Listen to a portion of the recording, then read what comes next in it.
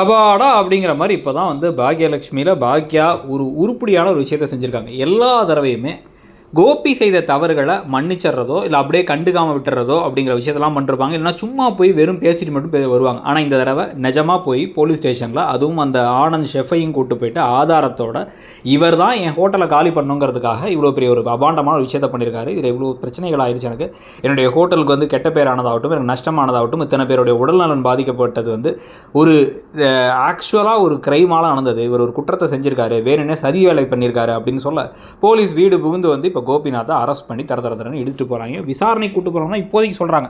ஆனால் இதை பஞ்சாயத்தாக பேசி முடிச்சுக்கலாம்னு சொல்லிட்டு பணம் கொடுத்துருங்கன்னு சொல்லி கேட்கறதுக்கும் வாய்ப்பு இருக்குது. இல்லை வந்து கேஸே போடாமல் இருக்கிறதுக்கும் வாய்ப்பு இருக்குது. ஆனால் இதுக்கு முன்னாடி நமக்கு ஆத்திரம் வர மாதிரி ஒரு விஷயத்தை பண்ணுறது என்ன அப்படின்னு வந்து பார்த்தீங்கன்னா, கேரக்டர் ஆர்க்கை சிதைக்கிறதுன்னு ஒன்று இருக்குது. ஒரு கேரக்டரை நல்லபடியாக கொண்டு வந்துட்டு சும்மா கதையை இழுக்கணுங்கிறதுக்காக அந்த கேரக்டரை கெடுக்கிறது. அந்த மாதிரி தான் செடியை இப்போ பாவமாக வந்து கெடுத்துட்டு இருக்காங்க. அந்த கதாபாத்திரம் நல்ல ஒரு மெச்சூர்டான ஒரு இடத்துக்கு வந்ததுக்கு பிறகு இப்போ அவர் ஓடி வந்து ஐயோ அப்பாவை தூக்கிட்டு போகிறாங்க, அப்பாவை வந்து அரெஸ்ட் பண்ணுறாங்க அப்படின்னு சொல்லி வருத்தப்பட்டு கடைசியில் அவங்க அம்மா மேலே கோபத்தை காமிக்கிறது, இவங்க அப்படி செஞ்சாருங்கிறத சொன்னால் அப்பா அப்பெல்லாம் பண்ணியிருக்க மாட்டார் அப்படின்னு சொல்லி இவங்க மேலே கோபத்தை இவர் எரிச்சப்படுறது அப்படின்னு பல விஷயங்கள் பண்ணுறதுக்கான வாய்ப்பு இருக்குது. இப்போவாச்சும் எழில் வாய மூட்டு இல்லாமல் வந்து அப்பா தான் வந்து பூஜைக்கு அப்போ கெடுத்து விட்டதா அப்பா தான், அம்மா வரவிடாமல் பண்ணது, அப்பா அதை பண்ணியிருப்பாருங்கிறத ப்ரூஃபோடு நிரூபித்து எல்லா பிள்ளைங்களும் அவங்க அப்பா பக்கத்தில் நிற்கணும்.